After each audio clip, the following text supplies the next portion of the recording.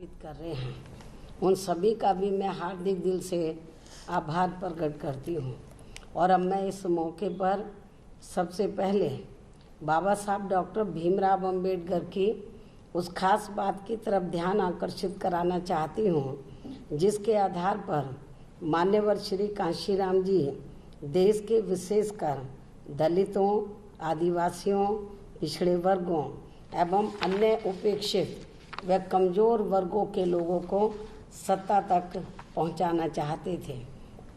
ताकि वे पूरे आत्मसम्मान व स्वाभिमान के साथ अपनी ज़िंदगी व्यतीत कर सकें। और इस संबंध में बाबा साहब डॉक्टर भीमराव अंबेडकर का इन वर्गों के लोगों को ये कहना था कि मैंने काफ़ी अथक प्रयासों व संघर्षों के बाद भारतीय संविधान में इन्हें जिंदगी के हर पहलू में आगे बढ़ने के लिए कानूनी अधिकार तो जरूर दिला दिए हैं, लेकिन इसके अमल तथा इसका सही व पूरा लाभ लेने के लिए इन्हें एकजुट होकर, इन वर्गों के लोगों को एकजुट होकर अपनी खुद की राजनीतिक पार्टी के जरिए केंद्र व राज्यों की राजनीतिक सत्ता की मास्टर चाबी खुद अपने हाथों में लेनी होगी, जिसके लिए इन्हें अपनी पार्टी के संगठन को भी हर स्तर पर मजबूत बनाने व जनाधार को बढ़ाने के साथ साथ देश में जातिवादी, पूंजीवादी व संकीर्ण मानसिकता रखने वाली पार्टियों के किस्म किस्म के साम दाम दंड भेद आदि हथकंडों से भी जरूर सावधान रहना है, जो ये विरोधी पार्टियां बहुत आसानी से इन वर्गों के लोगों को सत्ता में आसीन नहीं होने देंगे। और इस मामले में ये पार्टियां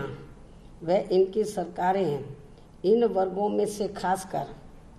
समाज में प्रभावशाली लोगों को जानबूझकर षड्यंत्र के तहत उन्हें गलत व झूठे मामलों में फंसा के उन पर अपनी पार्टी से अलग व निष्क्रिय होने का भी दबाव बना सकती हैं,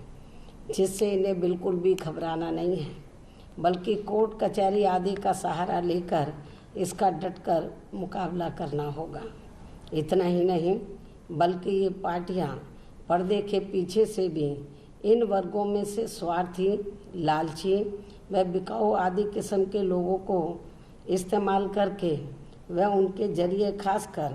बाबा साहब डॉक्टर भीमराव अंबेडकर के मिशन की आड़ में अनेकों संगठन व राजनीतिक पार्टियों का गठन करा के तथा उन्हें चुनाव में उतार कर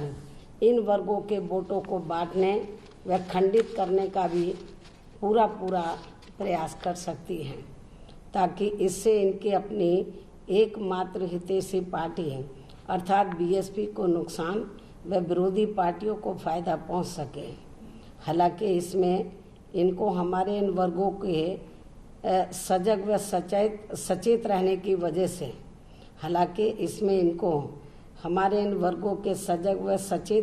वजह से अभी तक कोई खास कामयाबी नहीं मिली है, जिसके लिए मुझे अपने इन वर्गों के लोगों के ऊपर पूरा नाज व गर्व भी है। वैसे मुझे पूरी उम्मीद है कि ये लोग विरोधी पार्टियों के इन सब हथकंडों व षड्यंत्रों से आगे भी हमेशा सजग व सचेत रहेंगे, जिनके बारे में मान्यवर श्री कांशीराम जी ने अपने जीते जी इन वर्गों के लोगों को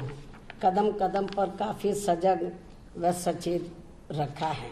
इसके अलावा यहाँ मैं ये भी याद दिलाना चाहती हूँ कि मान्यवर श्री कांशीराम जी ने बाबा साहब डॉक्टर भीमराव अंबेडकर के बताए हुए रास्तों पर चलकर ही बीएसपी के संगठन को चलाने व चुनाव लड़ने आदि के लिए हमेशा अपनी पार्टी के इन वर्गों के लोगों से ही विभिन्न रूपों में आर्थिक सहयोग लिया है, न कि कांग्रेस, बीजेपी व अन्य विरोधी पार्टियों की तरह यहाँ बड़े बड़े पूंजीपतियों व धन्ना सेठों से कोई भी आर्थिक सहयोग लिया है, वरना फिर सहारे के साथ साथ उनका इशारा भी ज़रूर आ जाएगा और फिर सत्ता में आने पर हमें भी इन पार्टियों की तरह ही उनको फ़ायदा पहुंचाने के हिसाब से ही अपनी सरकार चलानी पड़ेगी। और ऐसी स्थिति में फिर हमारी पार्टी सत्ता में रहकर भी अपने लोगों को उचित लाभ नहीं पहुंचा सकती है, जिसे खास ध्यान में रखकर ही हमारी पार्टी हर वर्ष अपने इन वर्गों के लोगों से ही विभिन्न रूपों में थोड़ा थोड़ा आर्थिक सहयोग लेकर अपनी पार्टी के संगठन को चलाती है तथा चुनाव आदि भी लड़ाती है। लेकिन इसे भी विरोधी पार्टियों के लोग षड्यंत्र के तहत व जानबूझकर काफ़ी गलत तरीके से प्रचारित करके हमारी पार्टी को आए दिन बदनाम करते रहते हैं। जबकि इस मामले में यहाँ खास ध्यान देने की बात यह है कि बाबा साहब के मिशन के नाम पर विरोधियों के इशारे पर बने अनेकों संगठन व पार्टियां जो खासकर बीएसपी के मूवमेंट को कमज़ोर करने के लिए हर स्तर पर आए दिन पैसे